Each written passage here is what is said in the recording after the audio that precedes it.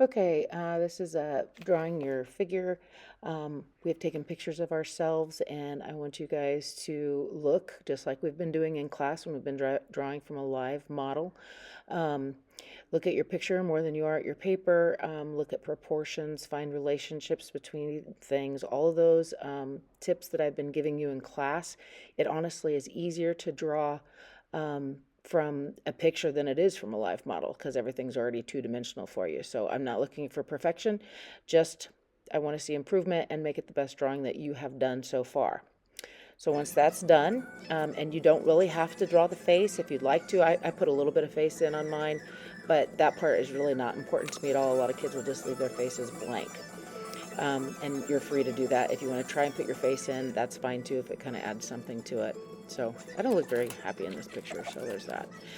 Once it's drawn, then you're going to take a black Sharpie, you're going to outline it. You could use an extra fine one for small details if you want. I always like just the fine markies, fine Sharpies for the majority of it. So go ahead and get that outlined.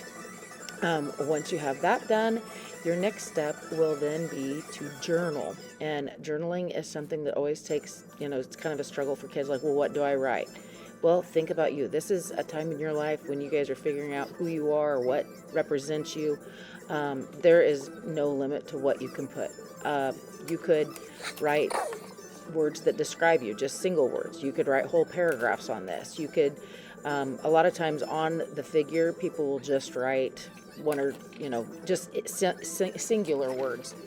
You're a student, you're a son, you're a friend, you're a football player, your favorite sport is whatever. I don't care. You could start off with, I am the oldest of 3 children. My dad's mom is whatever. Nothing that you can't say. Just tell me something about you. And then you're going to add some color. Notice how I'm adding color on this. Like, I am not even worried about realism. I'm not worried about staying in the lines. I'm just adding some stuff. It doesn't have to be realistic.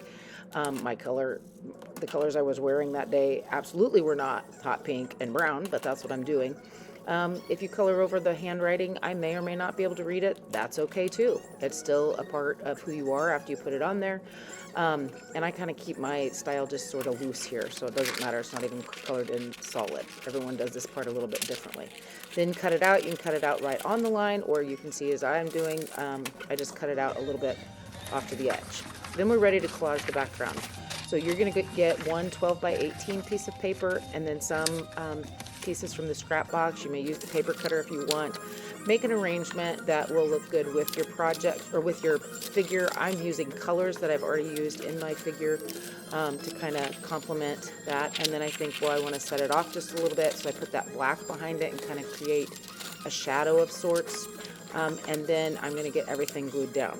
Okay, so at this point, I'm going to tell you I screwed this up because I should not have glued on my figure yet. I want you guys to do the printing in your background before you glue your figure on. I forgot that. I already glued it on, so now I can only print around. So printing patterns, I have about 3 different things you can use. I have the rollers. We're just using tempera paint. I also have these little stamps you could use. And then the last thing I use are like these texture plates. And you can do those as well. Any combination of things, colors that would look good in your background. Just make it interesting. Maybe you can think about what patterns represent you or just what appeals to you. It doesn't have to be super deep. And then we'll have to let that dry. And your final step then is journaling in the background. So when you journal in your background, that's usually where I suggest doing something that's a little bit longer. Lots of times kids will write words to songs, Bible verses, quotes, anything like that in there. And just finish it up as it works for you.